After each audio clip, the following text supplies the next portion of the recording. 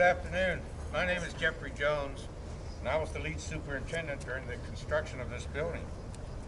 Although I was the face probably seen around here the most, I am only one member of a multifaceted team that included my project manager, Jeremy Thompson, our project engineer, Nick Chase, co-superintendent, Edward Thomas, our office staff support team, and our executive team, led by our company president, John Gore, and my immediate vice president, Randy Grubb.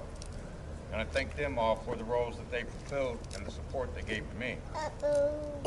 The construction of buildings dates back several thousands of years.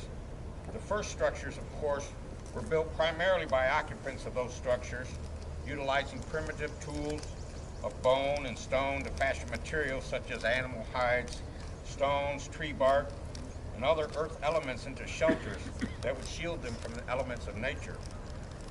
Although the art form of architecture was not yet developed, I wouldn't be surprised to learn that prehistoric wives, similar to those of today, had their own honey-do list, and that these lists were the precursor of the modern-day master format that we use today.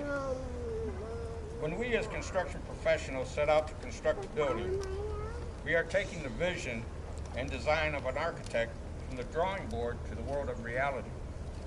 This isn't always an easy task. Not that architects are necessarily hard to deal with.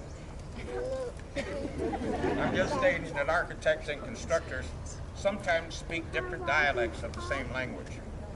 Both are essential elements of the building process, and their successes depend upon each other. While Dina and I have sometimes spoken those different dialects while discussing particular aspects of the project and her passion, she has always had a kind word to say to me, and that is refreshing in the sometimes harsh world of construction. But thank you, Dina.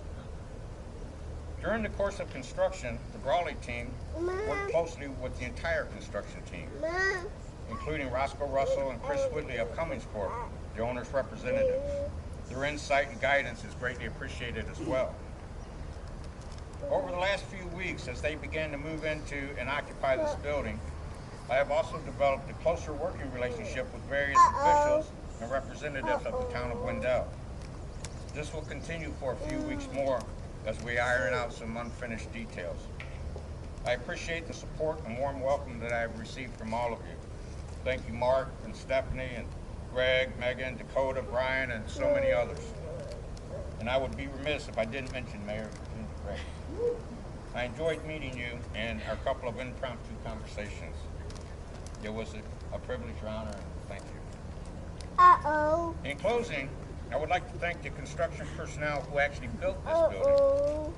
I, as the superintendent, am just a conductor of sorts.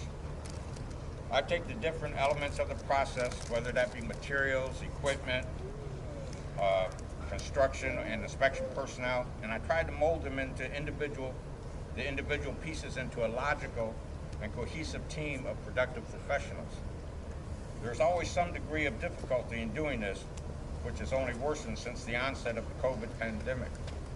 But the satisfaction of walking up to my building, unlocking the door, and turning on that first switch in the early morning hours before anyone else arrives, a great sense of pride that in itself is a great reward.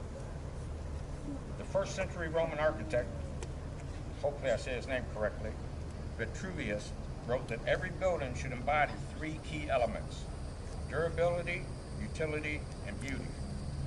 I believe that with this building, Wendell Town Hall, we have achieved all three.